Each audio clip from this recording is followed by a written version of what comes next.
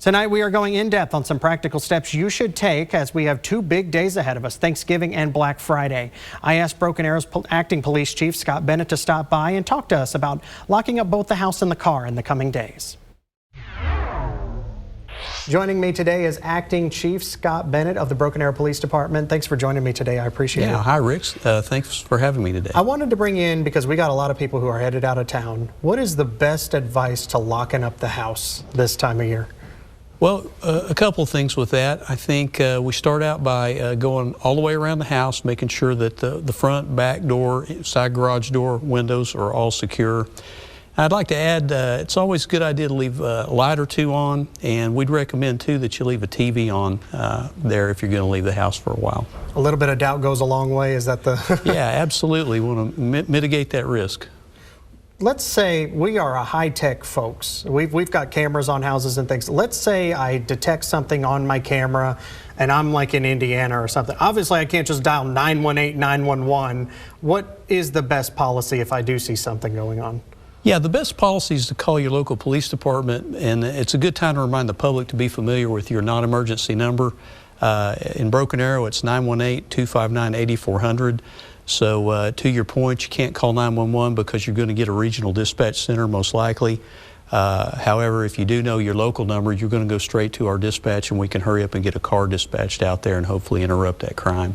Are there thieves out there chomping at the bit for holidays like this when people will be out of town? Yeah, we always see an uptick in property crime in the holidays. Let's say, I've also seen many times, and I know police departments are gearing up for Black Friday. What are your Black Friday plans? I know a lot of people shop, but y'all still have a presence out there at the stores, is that right? Yeah, sure. We're going to have officers posted up on special assignments in some of our big box retail. I'd just add to that Black Friday it's evolved. It's different than it was 10 or 15 years ago, and in Broken Arrow we're not seeing the big long lines like we used to back in the day. But you're still out there. Oh, yes, for sure, yes.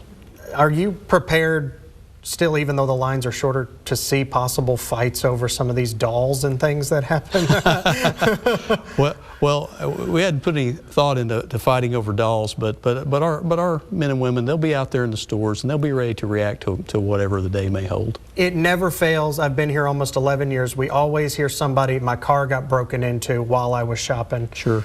What is the best practice? We've often heard put it in the trunk.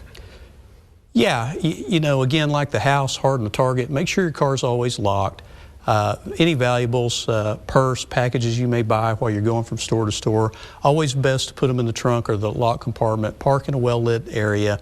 Be aware of your surroundings. Look at the crowd. See what people are doing around you, and try to be anticipatory and think of what get out ahead of the problem.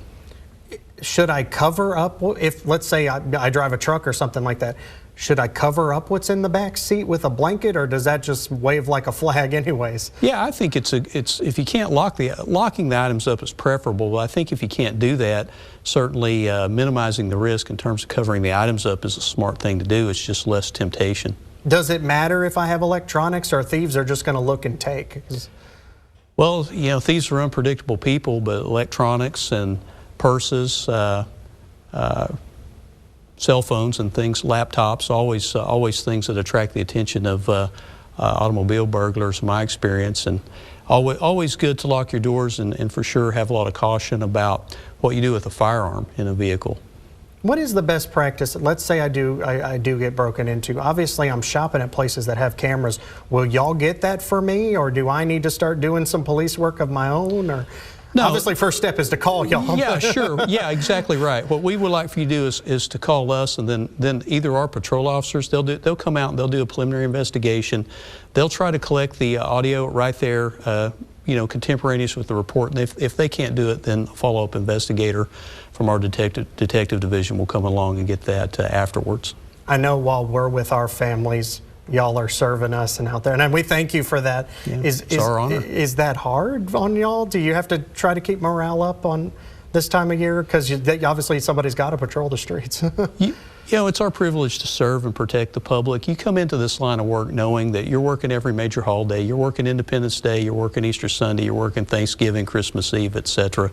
We brief out to all the applicants. It's a part of it. Everybody understands, and The holidays are a special time, and police officers are no different than anyone else. We have many, many, many things to be thankful for, and we reflect and count our blessings. Even out there on patrol, it's something, it's a special day, even if you're working. All right. Thank you so much. I appreciate your time stopping by, Acting Chief. Yeah, you're welcome, All right, sir. thank you so much.